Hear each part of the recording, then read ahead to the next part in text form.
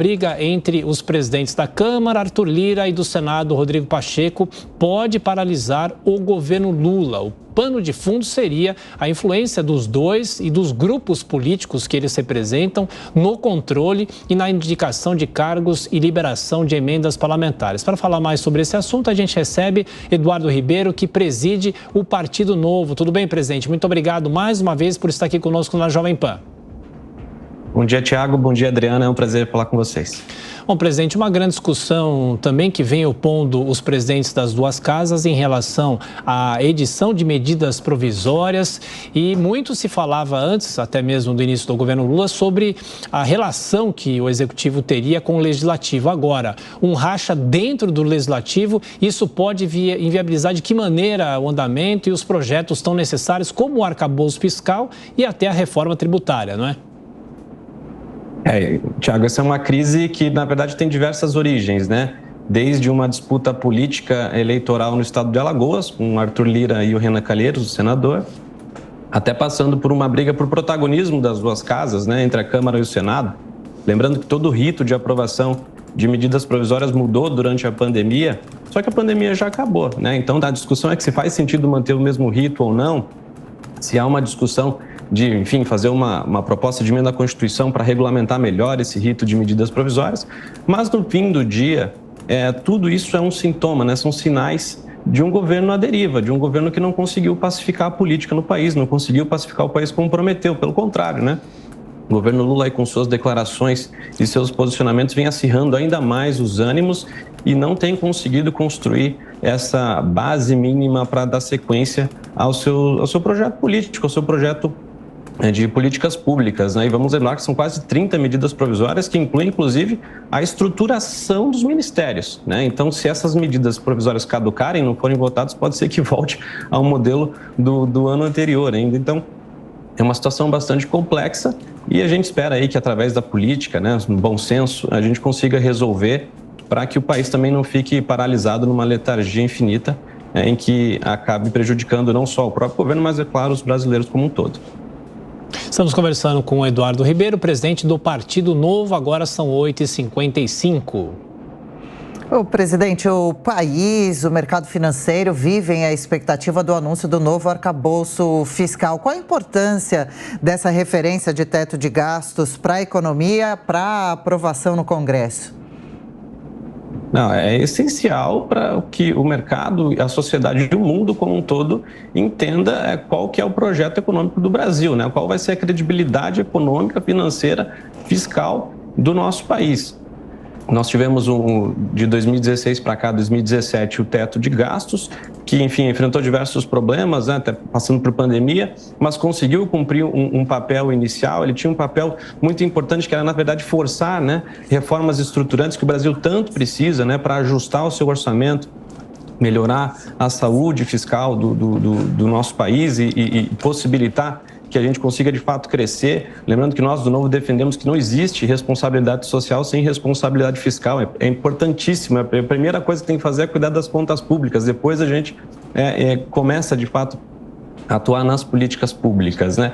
Então, o arcabouço fiscal, a regra fiscal que vai vir, que se criou uma expectativa ali na semana passada, ela é importantíssima para a gente saber, de fato, se ela é crível, se ela é viável, né? E se o mercado como um todo vai comprar. Agora, eu costumo dizer, Adriana, que mais importante do que está no papel, do que a própria regra fiscal, é a cultura política de ter essa noção da importância da responsabilidade fiscal.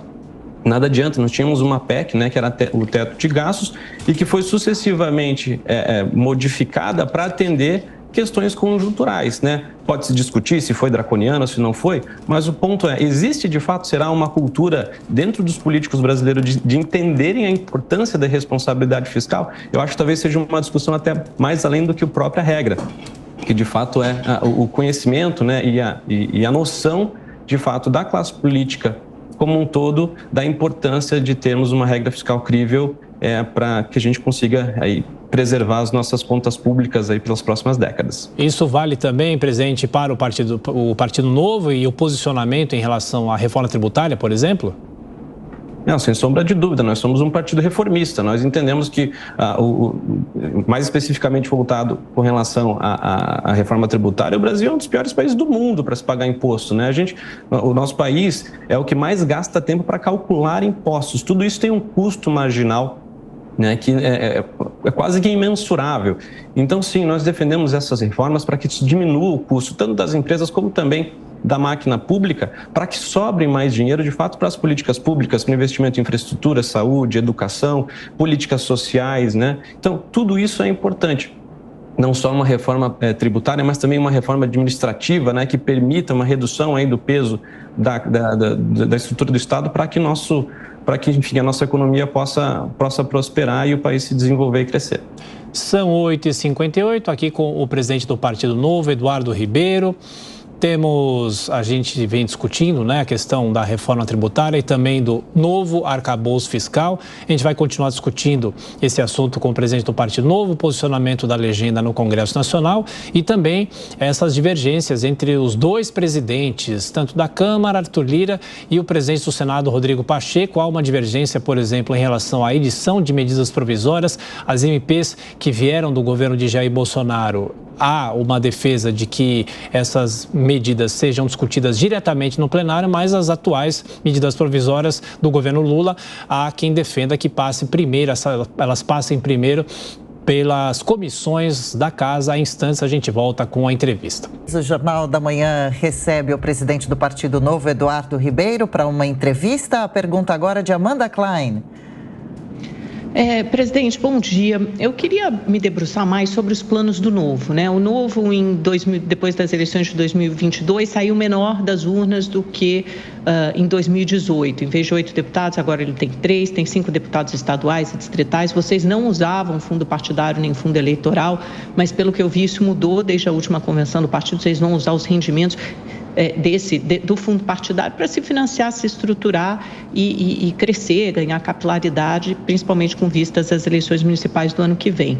Por outro lado, vocês não atingiram a cláusula de barreira, vocês precisavam ter eleito, acho que 11 deputados federais em diferentes estados do país. Como é que vocês vão fazer? Vocês pretendem se federar com algum partido? Não vão se federar? Vão ficar sem acesso a fundo partidário de tempo de TV? E quais são os planos do Novo para ganhar musculatura e tamanho?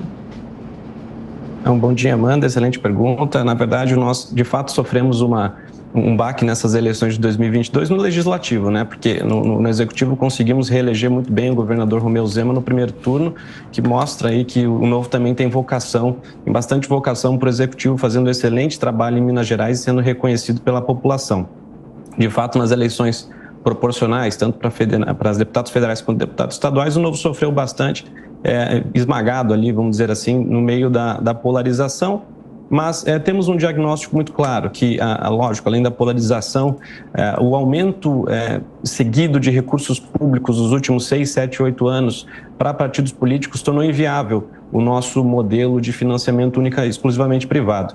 E ao longo desse tempo, o Novo acumulou um caixa no fundo partidário no valor de mais de 105 milhões de reais, o que hoje nos dá, em termos de rendimento, uma estrutura muito razoável para que o partido possa, inclusive, ser 4 ou 5 vezes maior do que é hoje, em termos de estrutura, permitindo essa nossa capilaridade. Então, a nossa estratégia nesse momento, Amanda, é fazer essa capilaridade acontecer, que é algo que não aconteceu em 2020. Infelizmente, o partido teve uma estratégia um pouco mais conservadora na sua expansão. Nós queremos consertar esse erro agora, capilarizando, elegendo vereadores, muitos vereadores e prefeitos, para que possamos ter essa base, lógico, evidentemente levar as ideias do Novo para os municípios, tentar implementar as nossas ideias, a nossa cartilha, como está sendo feito no governo de Minas Gerais, na prefeitura de Joinville, mas em outras cidades pelo Brasil, mas também construir essa base já avisando as eleições de 2026.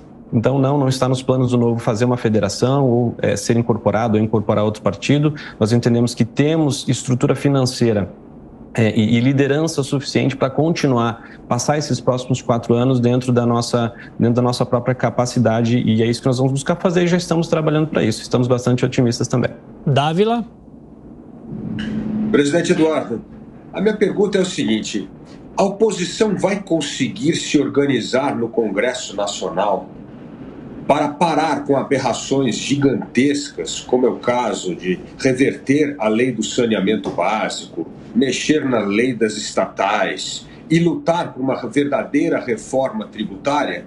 Porque essas são as pautas que interessam ao Brasil e que toda vez que cai naquele caldeirão do Congresso Nacional, acabam sendo diluídas e nós não conseguimos fazer essas reais reformas que vão ajudar a gerar renda, emprego e trazer benefício à população.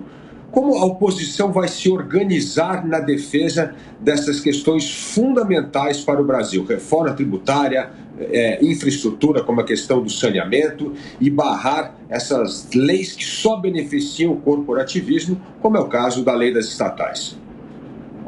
Não, perfeito, né? Além de tentarmos avançar, de buscarmos tentar avançar em questões que são minimamente consenso, né, como uma reforma tributária, eu acho que talvez, Felipe, o maior desafio da oposição seja evitar os retrocessos que estão sendo propostos pelo PT.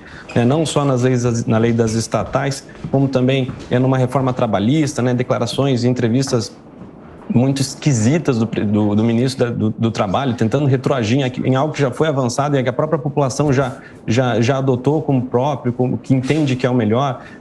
Discursos agora a respeito de revogar o novo ensino médio. Então, são inúmeros retrocessos aí propostos pelo PT, que o grande desafio da oposição nesse momento vai ser se organizar, e de fato esse é um desafio, nós estamos tentando trabalhar para isso.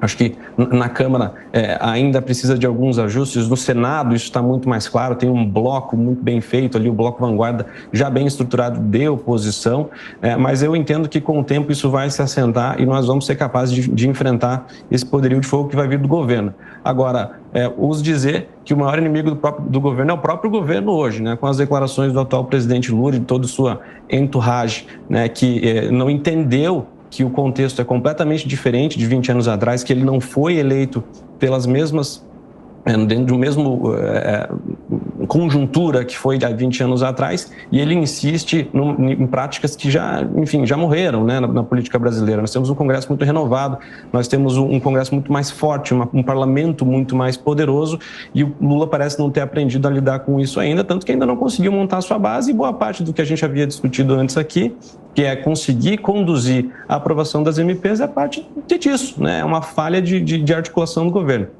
Mas, enquanto isso, nós temos que fazer a nossa parte. A oposição, de fato, precisa se organizar, isso está sendo feito, né? Estamos conversando, e na Câmara talvez um pouco mais bagunçado, mas no Senado isso já está bem estabelecido.